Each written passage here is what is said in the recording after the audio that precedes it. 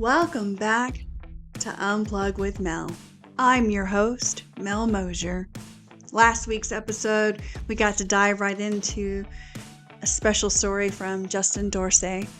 Despite technical difficulties, we got it going, and he is just an amazing guy. If you haven't checked out his episode, I hope you make time to do so. This week, I'm excited. It is Jovan Glasgow. I met him back in October. He is the visionary founder of Glasgow International, but he is a motivated powerhouse, and he encourages everyone. If he's just one of those guys that you need in your alarm clock or right next to your bed saying, "Wake up." I could have listened to him talk all day. He generously shares the pages of his life story and how to embrace one's true self in the journey towards positive change. But he doesn't dismiss one's pain. So whether you're seeking inspiration, guidance, or simply a profound narrative, this interview promises an enriching experience. So come along, join us on Unplug with Mel. You can find us on YouTube, Spotify, Apple Podcast, and more. Don't forget to click like, share, comment, and subscribe. Okay, so I've heard so many different people in the last 6 weeks try to pronounce your name to me because you are everywhere. I heard that you're coming down to talk to Central Techs for their conference in the HR community. And it's just amazing to see you out and about since we met in Fort Worth last October. So how you been? I've been great. Really amazing start to the year so far. Filled with anticipation and excitement for what's to come this year. I'm just in a great space right now. So just staying present, enjoying every moment of it, and just ready to take this impact to the next level. So I'm excited to be here, Mel. I love it. Well, thank you for joining me today on Unplug with Mel as we got to talk about what this podcast is to tell your story to inspire infinite growth. And when I heard you for the first time in Fort Worth, you did a presentation of a motivation on being unstoppable. And it was very profound.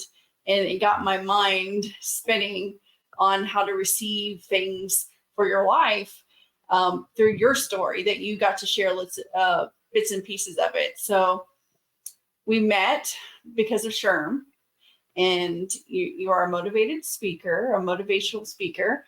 What else can you tell our audience of who you are, where you're from? Let them get to know you a little bit before we get right into our podcast questions. Sure. So I think the best way to start this is maybe to go back to my origin story. The more you hear me talk, you'll hear an accent jump out. And I keep saying it's not a Texan accent as yet, even though I live in Texas now. I'm saying y'all a whole lot. But I'm originally from the beautiful Caribbean islands of Antigua and Barbuda.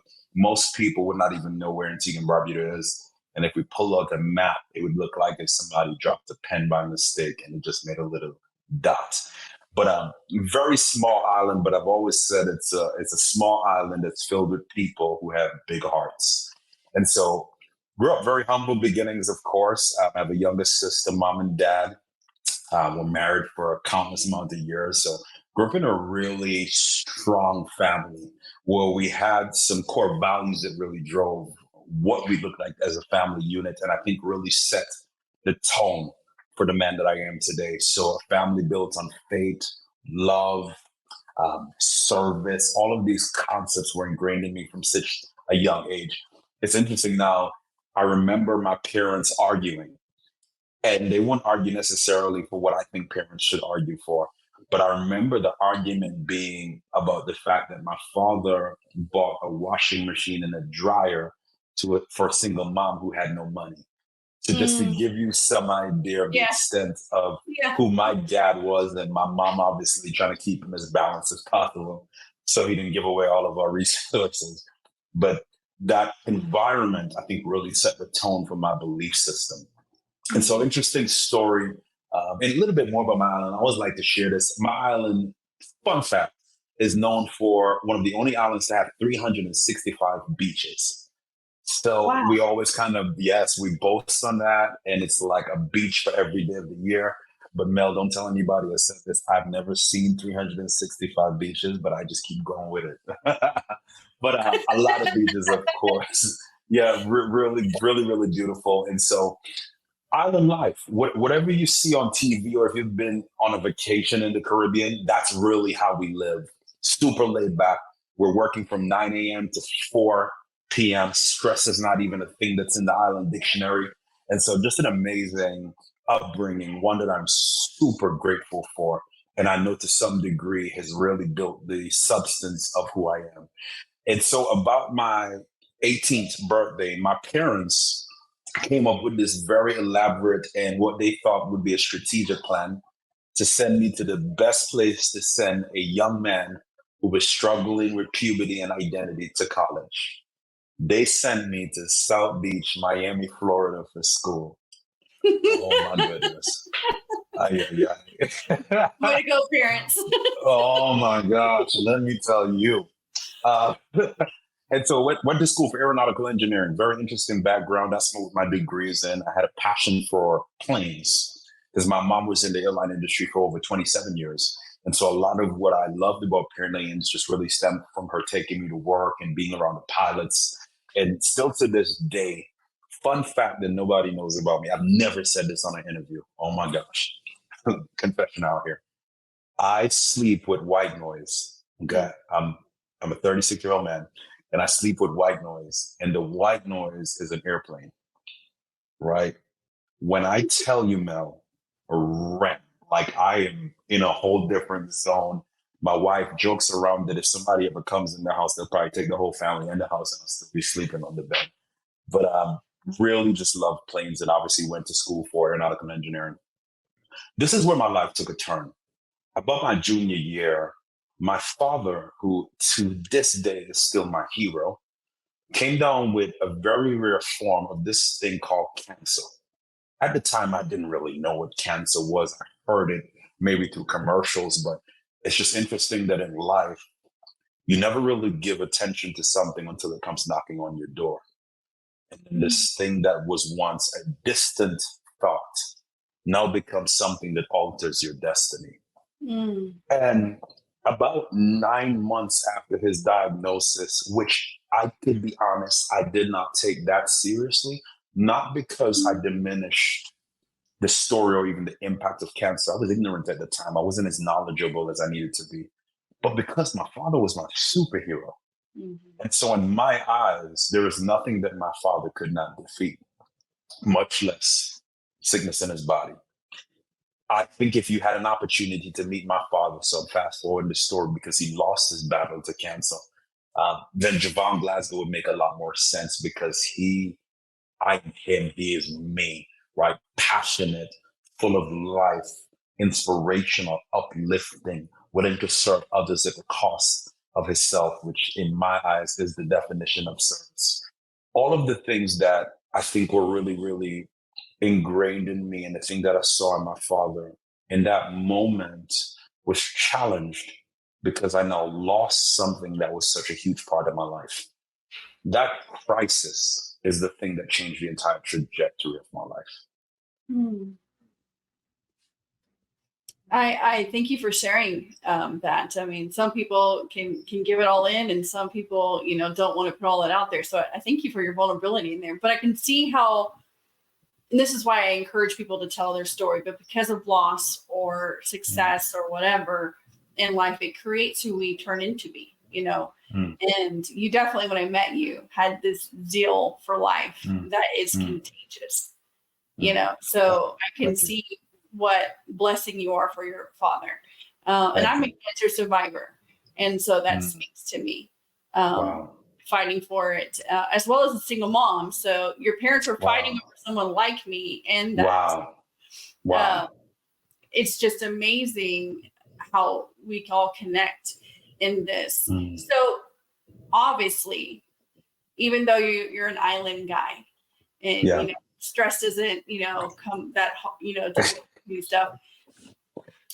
Can you tell us in your journey or take us back in your journey some key moments or an experience that shaped who you are more in detail. Maybe it's still your father, and note some setbacks in there, but the key point in there is, what strategies did you use to overcome them? Sure. There are so many different things that I can think about, but I want to spend a little bit more time on my pain.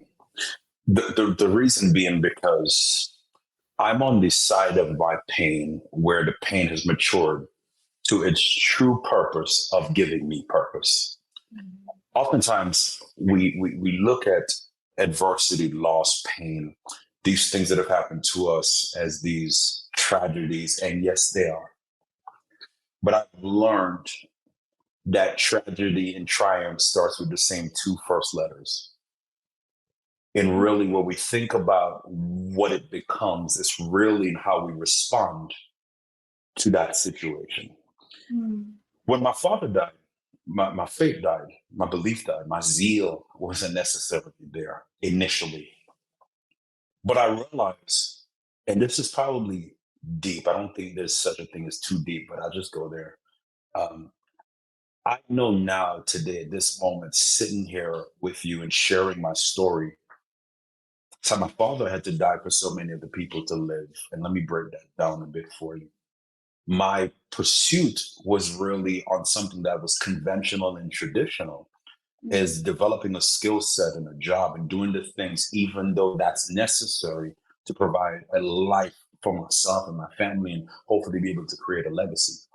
But as a result of this loss, my life's focus shifted from me and mine to my purpose and responsibility in time.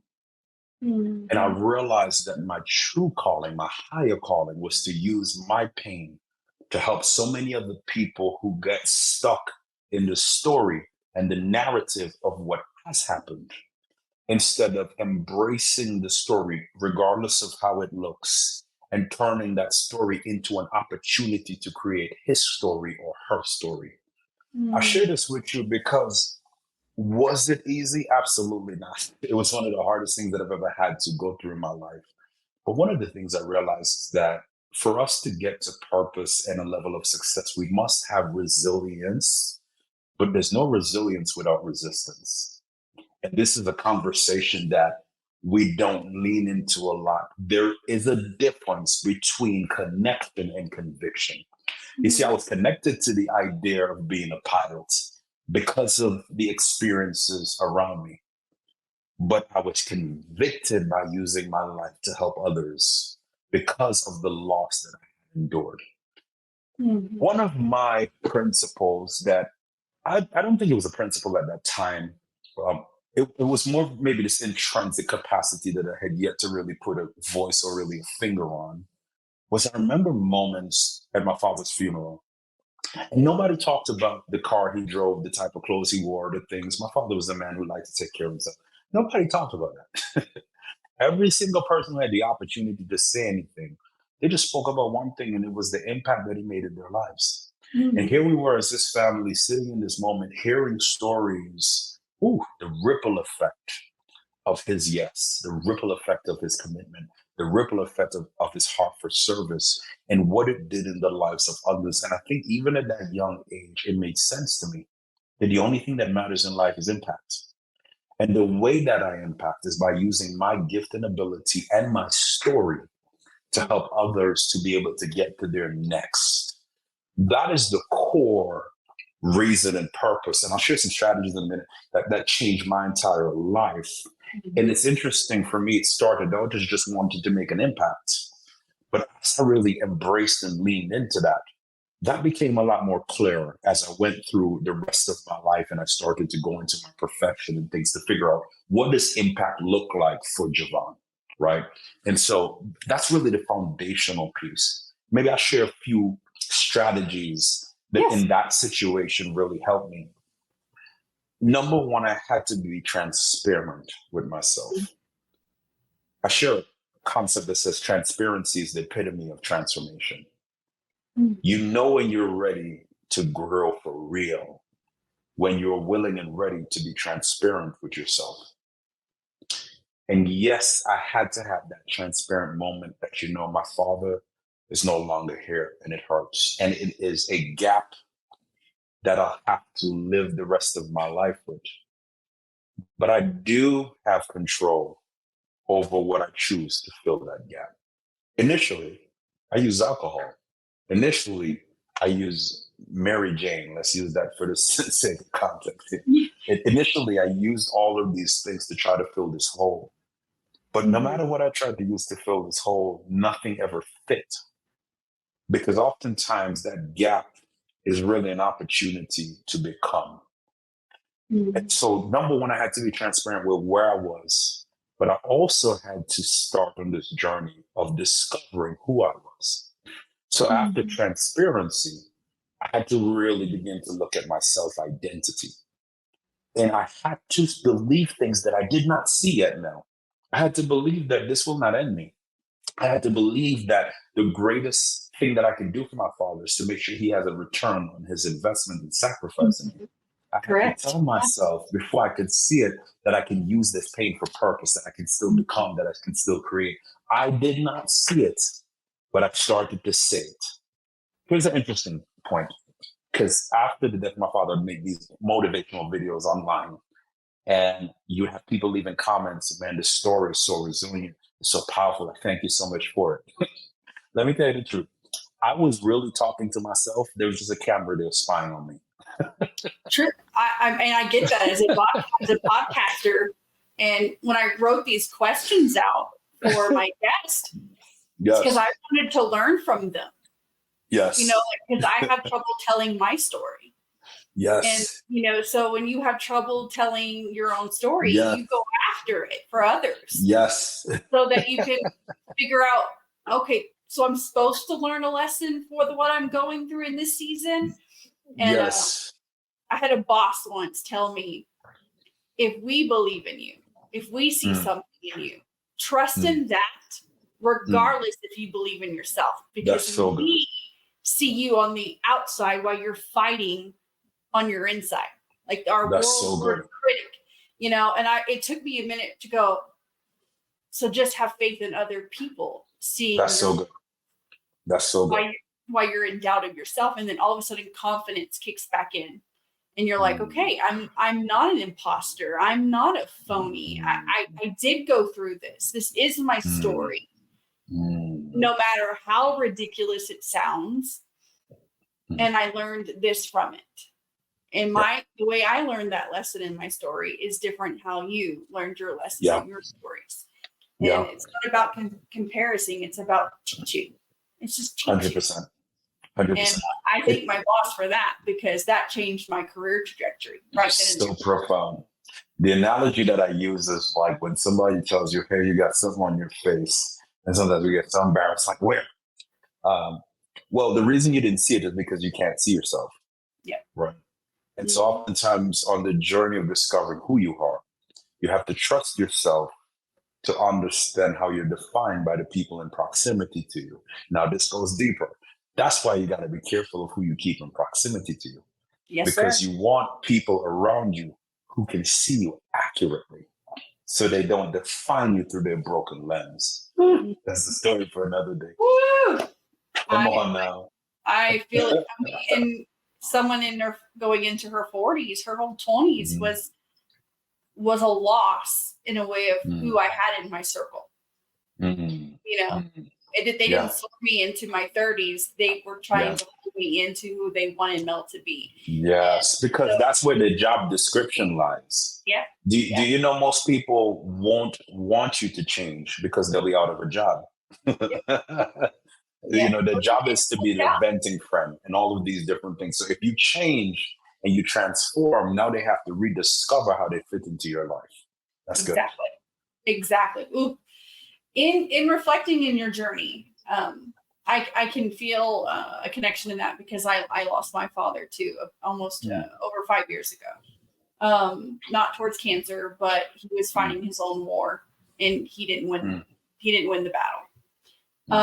And I was a daddy's girl, and I can see myself in going back and going, I was lost.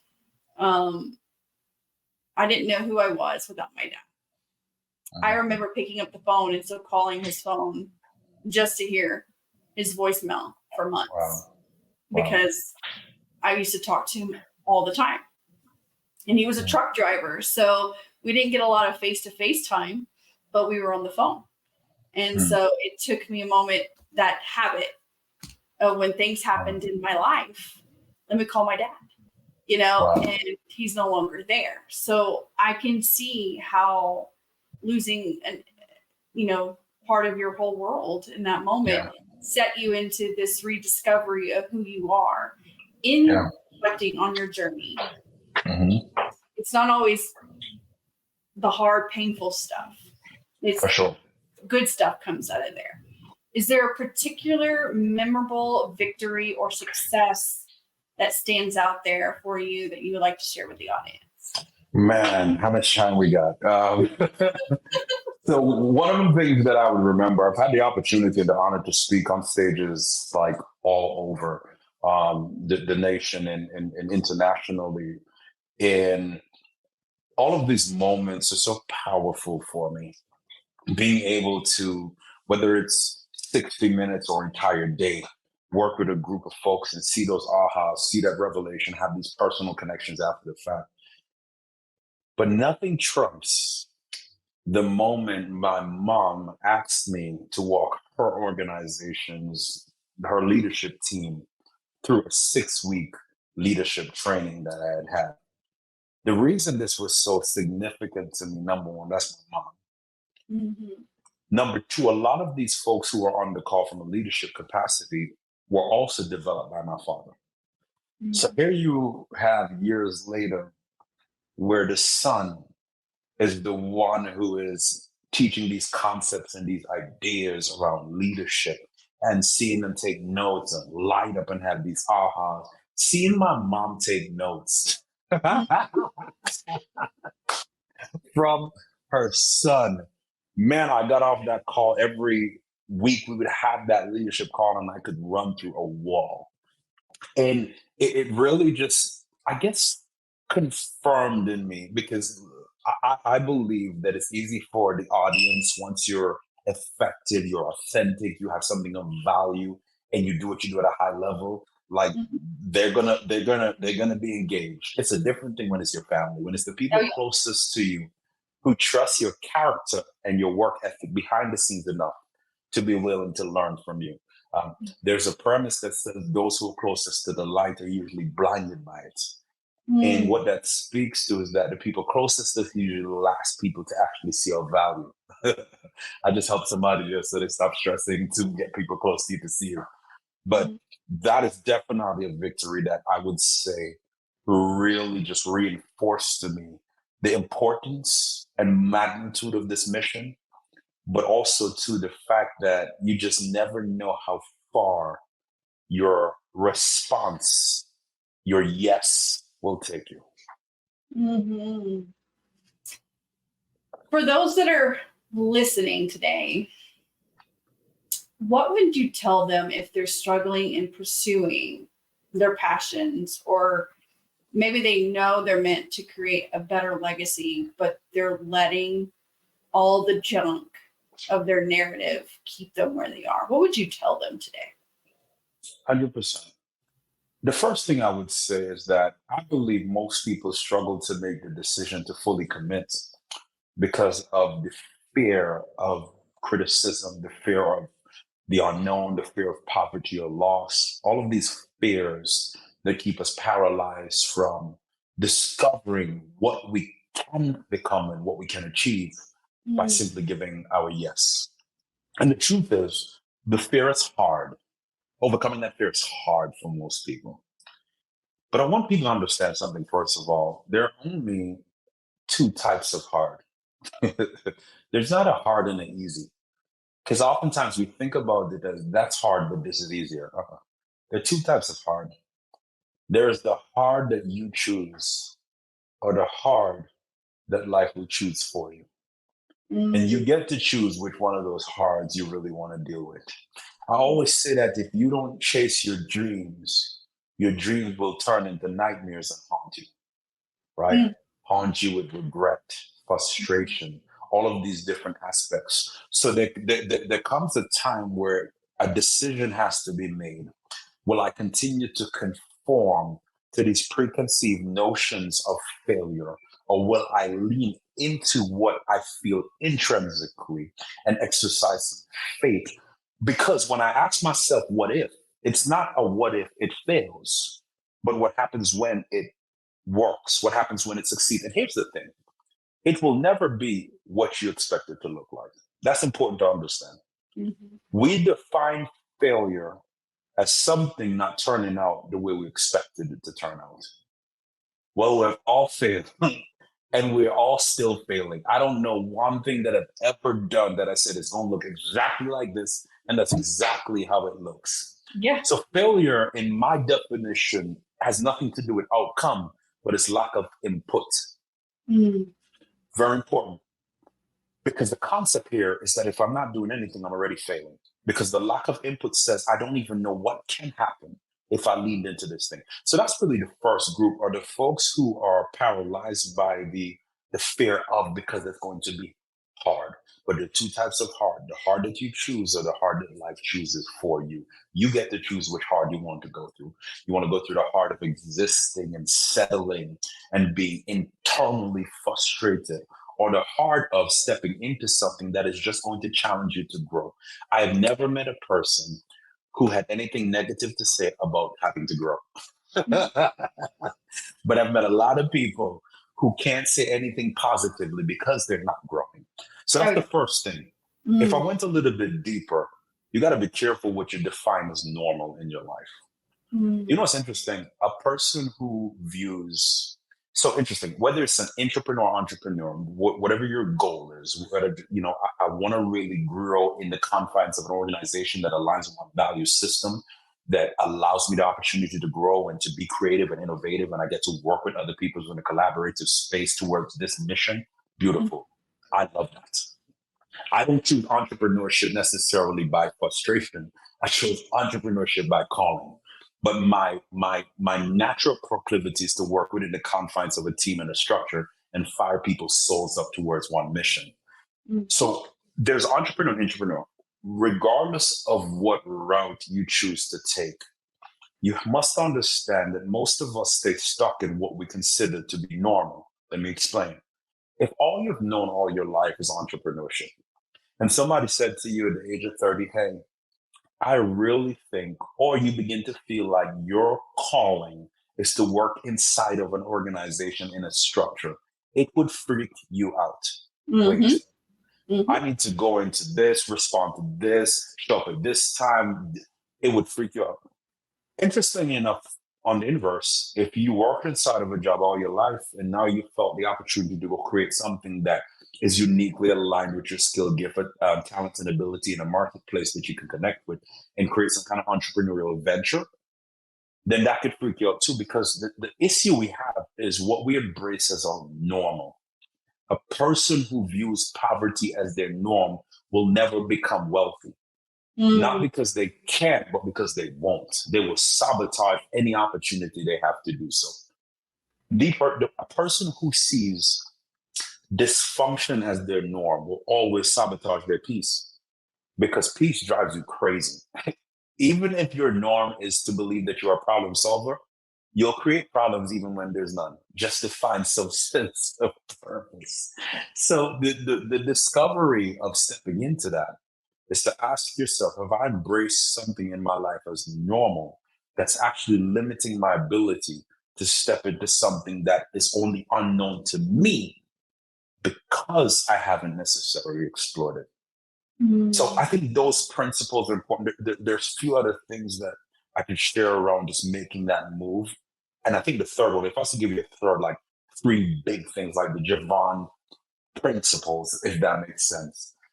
The third thing is the only way that you can become the greatest is to discover, develop, and display your greatness.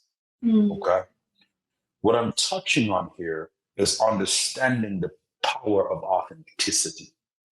Authenticity is a frequency that's even higher than love. Authenticity, being authentically you, your gift, your talent, your ability, your perspective, that in my eyes is the thing that separates the ordinary from the extraordinary.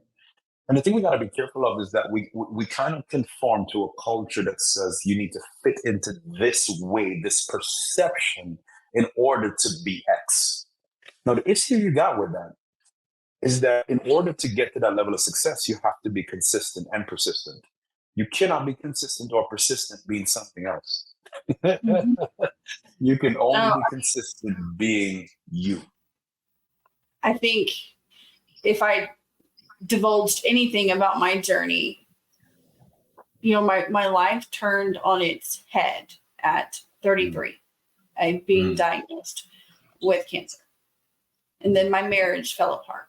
And then I'm raising kids and trying to work and heal all at the same time, but also going through pain of another failed marriage, of no longer having that partnership, of believing those vows, death do you part, and sickness and health were falsified at the very beginning.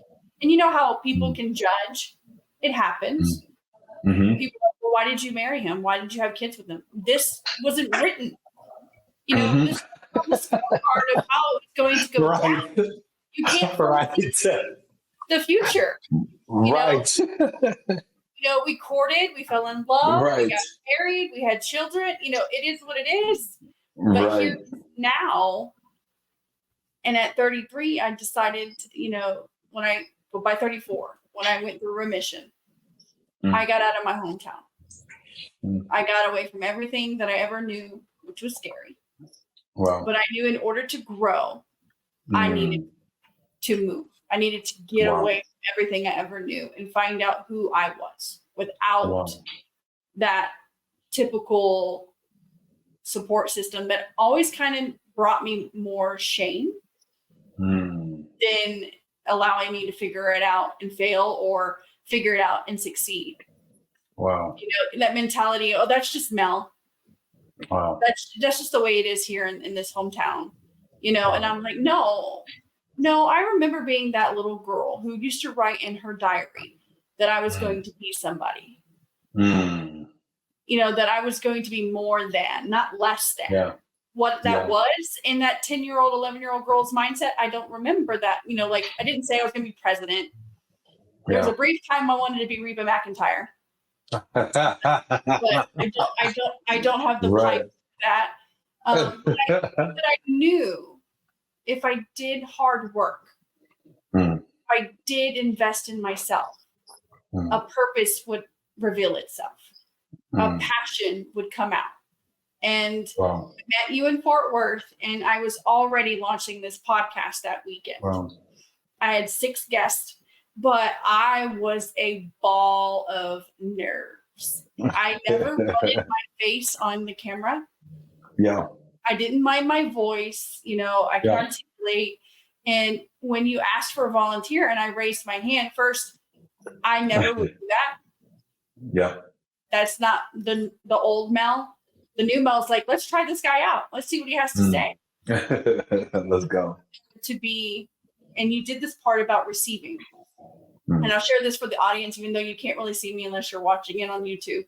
But you made me close my fist, and you talked about loading stuff on me, and I can't receive it. And I took it where, all my life I have been closed off on receiving the good stuff. Wow. But if you told me to take on the generational bondages of my past with my parents, if you told me to take on my divorces or health issues or my doubts in parenting, I would receive those even with closed fist, and it weighed me down because those are easy things for me to accept. But to open my hands and receive that I can be successful, that I can do all things, that I can, work through all things. I'm sitting there going, if he doesn't tell me to go sit down pretty soon, I might start crying. Because so good, though. It elevated into me going on Sunday with 6 guests on my podcast. I did it. When it was all said and done, did it go exactly perfect? No. we had to change things up again. Schedules had to be flexible, but all of them got done. All of them got edited, and all of them got ready. And past launch. And I was like, I did something I never thought I'd ever do. Oh, wow. And then here we are 4 months later. I'm interviewing one of the guys that influenced that I could do all things. And people, you say that all the time, but it's really hard to receive that people can do all things, even the hard things. I love that you said there are two hearts. It's not really easy. It's two hearts. What you choose and what's chosen for you. Yes. And I'm keeping that for my my little go back on notes here because it's true. I love that. But I love the visual of what you can receive and what you close yourself off of. And it is so easy to take on what people say less than of you than to believe them more than you. Yes. I thank you for your wisdom in that. So in this part, who helped you? You've said your mom and your dad, but anyone else that has been an importance in your journey, could you highlight a few of those mentors and what significant role they played in your life? Cool. I think about one of the first mentors that I had. At the time, I didn't even know what a mentor was, or maybe even to define her as a mentor. But her name was Christy, and she worked with Enterprise at the time that I worked at Enterprise. And she was really in an executive leadership role.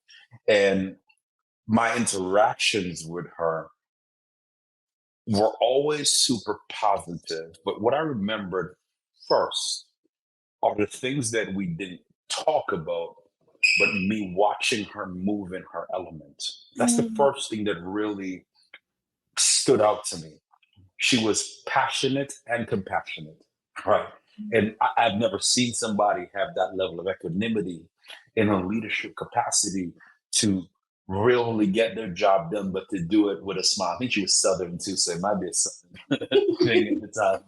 But what actually allowed us to come into proximity to each other, I believe, was the fact that I really pushed myself to be a top performer at the company. This is a really interesting thought, and I didn't think about it until I'm just saying this to you right now. But in mentorship and really getting people along the journey to help, sometimes I have looked for that in my premature days or my infancy where I haven't even put in the effort and work to be excellent. And I get frustrated in not getting the help. But going back to the story, I remember the thing that allowed her to even come into proximity with me was that I was in a position where I pushed myself to be at the top of the matrix, to be somebody who was doing excellent work. And as a result of that, I had the opportunity to go into like this inner circle where she was obviously facilitating just connections on that level. And we had an opportunity to go from her just really being an executive that I looked up to kind of like a role model and a mentor. And I always just really connected with her presence. So it wasn't necessarily much of what she said, but it was how she authentically flowed and how she did what she did in her element. And that really set a tone in my life of showing that your actions speak way louder than your words can at times. So I would say that's one of the first mentors that I had. Another mentor that really impacted my life happened a few years later at another career. His name is Luis. And Luis was this very interesting guy because he would always have this amazing smile on. And we got to know each other from the career. And it went from a professional relationship to also being able to connect personally. He became a mentor to me. And the one thing Luis challenged me with, and I didn't understand it at the time, maybe he didn't understand it necessarily either, was he always challenged me on my integrity and my character behind the scenes. He was very adamant about speaking to the things that other people could not see, but he wanted to make sure that I focus more on being than doing. I don't know if he knew that years later I'd be on stages and impacting lives, but I think it's one of the things that has been rooted in me, that a affects me in such a way where I cannot be something on stage that I'm not behind the scenes. So that's very important to me. And I'll give you the third one because this person said something to me. My third, I would say, mentor was with Enterprise as well. His name is Eddie Douglas. I'm giving out names out here. That's fine. This is great. They deserve it. They've impacted your life.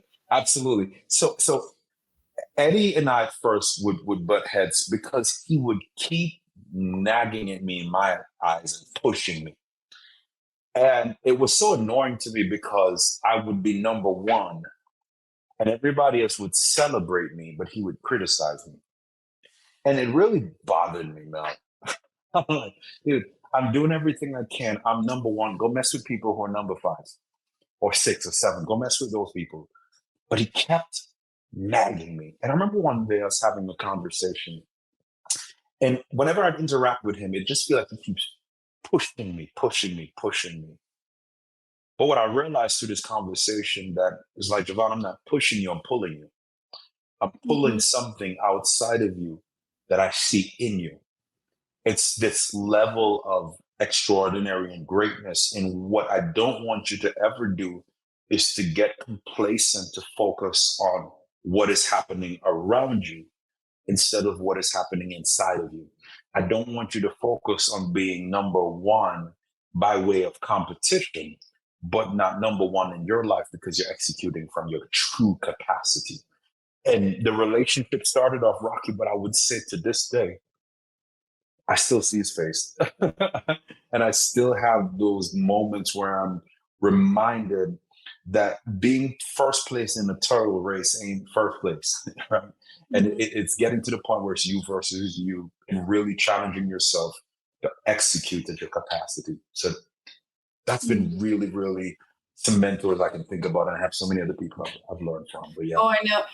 I love that last part where he said it's you against you. I think it was Matthew McConaughey on a speech once when he talked about, like, he gave glory to God. And then, all of a sudden he said, who is his hero? And he said, it's him in 5 years, it's him in 10 years, it's you in 15. Because it's him against him, And if he's aspiring to be his own hero, then he has the accountability there to get there. The only one he's ever going to let down is himself, And when I heard that speech, I was like, I always thought if you ever looked at yourself as a role model, that you were kind of like vain or selfish or your ego is really big.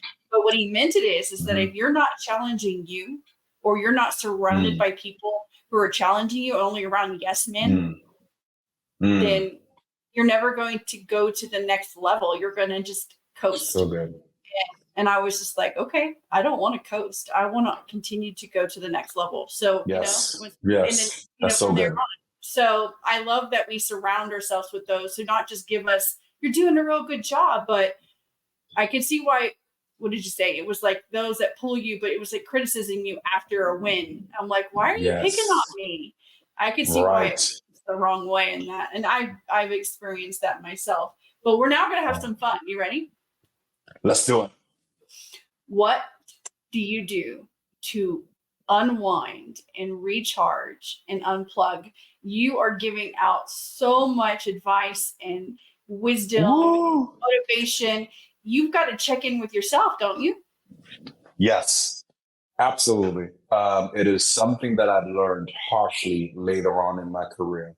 That hold on, I need to pour back in as I'm pouring out. So interesting enough, if you see me on a stage, I am full of energy, passion, ready to run through walls, and I can scream to the top of my lungs while we're jumping around and having an exciting time. If you see me off stage, you would walk into a room and you would not believe that I'm a speaker for a living. I am super quiet and super reserved. Some things I like to do to disconnect and unwind.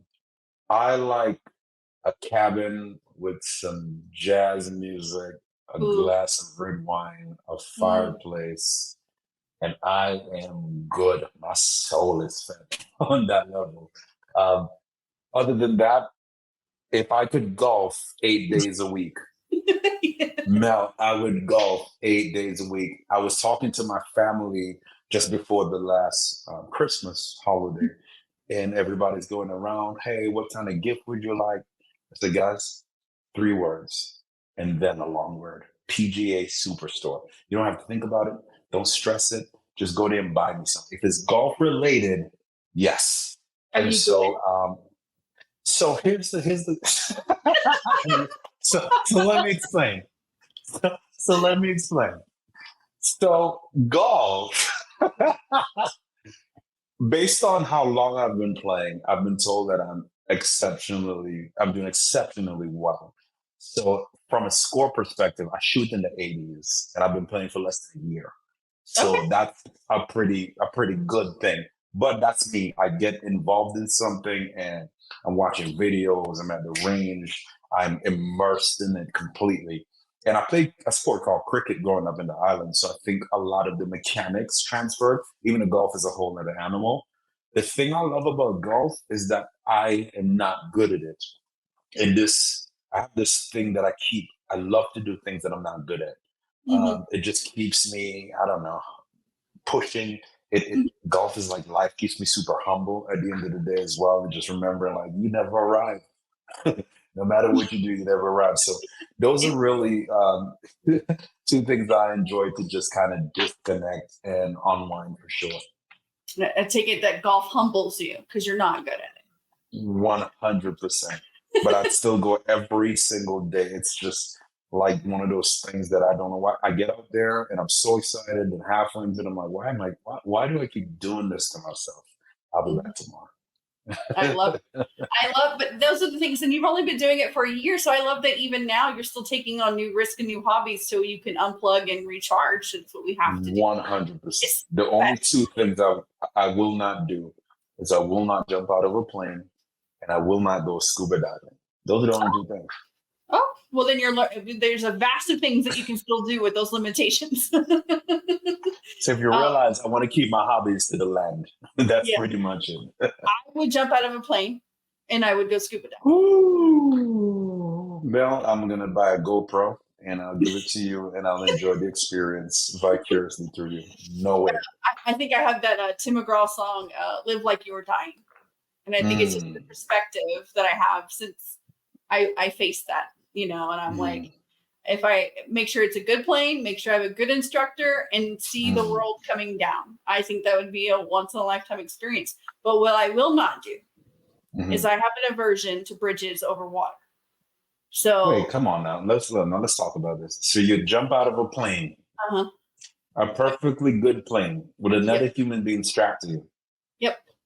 Thousands of feet falling, or you'd go deep into the ocean where I don't think we're supposed to be, because I've never seen that end well for most people.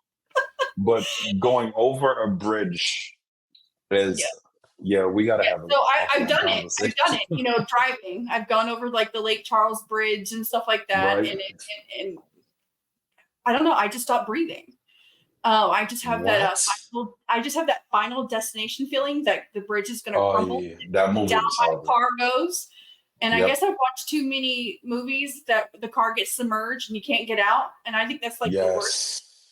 So I don't know. But for a long time, I wouldn't go over those roads, not just over water. Houston, the Tin Loop or whatever, those, I mean, it would make me not breathe. I would turn blue before I got off. And so when I was married, my spouse always had to drive those routes. But now that I'm independent and better, I do it. I do it white knuckled, radio down, no one talk. Wow, and you still do it. But it's not what I don't love it. Like I can feel, it's like an anxiety thing, but we know that anxiety is based on fear. But I think if you really gave me a good, instructor, scuba diver, and I got certified in it. Like I would do it. I also thought that I would eventually want to ride a motorcycle, but I would have to get certified to do that. Like I always have to learn it before I say I'm going to do it. So that confidence level is up. No, for sure. And another thing for me, because it's crazy how we create narratives around things that we've seen, but we never experienced. I've never been skydiving or scuba diving, but it scares the living daylights out of me. Another thing, one of my greatest fears is not entrepreneurship, standing in front of crowds, all of that. Spiders, tarantulas. Listen to me now. I consider myself to be a good man, a family man, a protective man.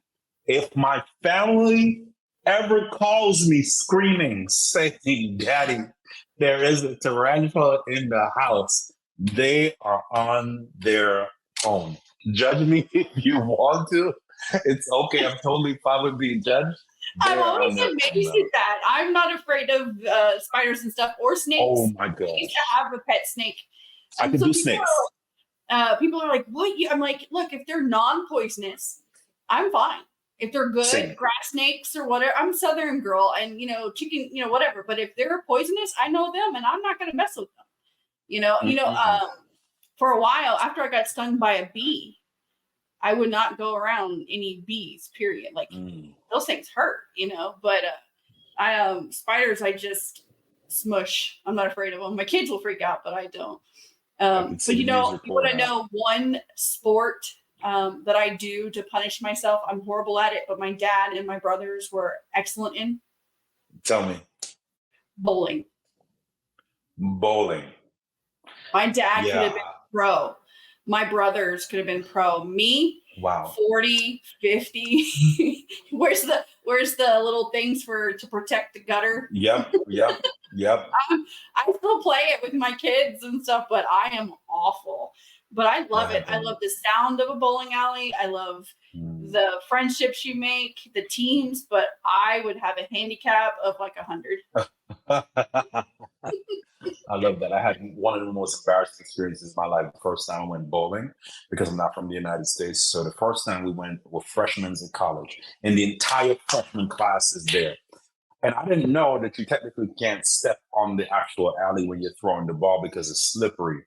Let's just say the bowling ball was not the only thing to go down the alley that day. It was embarrassing. And at that time, I was probably 180 pounds. So I was moving with the ball. It was ridiculous. And it was painful. Haven't been bowling since. It was painful. The last question is for our audience, and it's for you to give them your best quote, piece of advice that you heard that resonated in you that influenced your career or life in general. What's something that you would want them to have a sound bite for whatever season's up next for them? Love that. It's from Jovan Glasgow. It says, don't allow people to dilute you simply because they can't digest you. Really one that I think is imperative. It is not permission to be arrogant. So let's be very clear on that. But it is a premise to understand that at the end of the day, your unique gift, perspective, ability, and story is the thing that makes you you. And a lot of the times we don't attract value because we haven't invested value. And so if we want to be valued, we must first invest potential so that others can see potential. And so this premise of not allowing people to dilute you is don't allow anybody to fit you into a prison or a box. One of the things I struggle with personally is when people call me a motivational speaker, because very interesting, I've never called myself that first.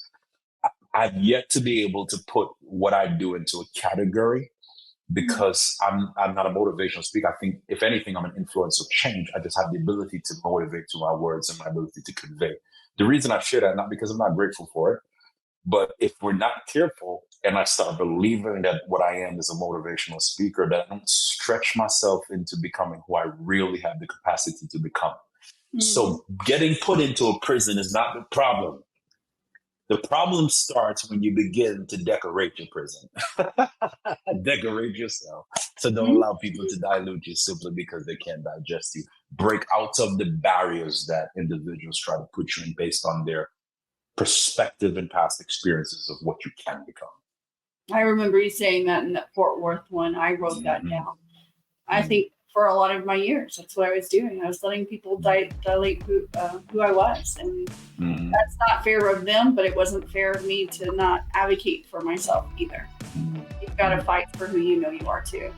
I have enjoyed our time. It's already here. Thank you so much for coming on to Unplug with Mel. I could listen to you forever. You can find, you have a website, right? Correct? I am JovanGlasgow.com. Jovan, and then LinkedIn is a way to connect. LinkedIn, Jovan Glasgow, and everything else is I am JovanGlasgow.com. I can't hide it for sure. Yeah, reach out to him, connect, let him know you heard him on Unplug with Mel. You can reach out to me.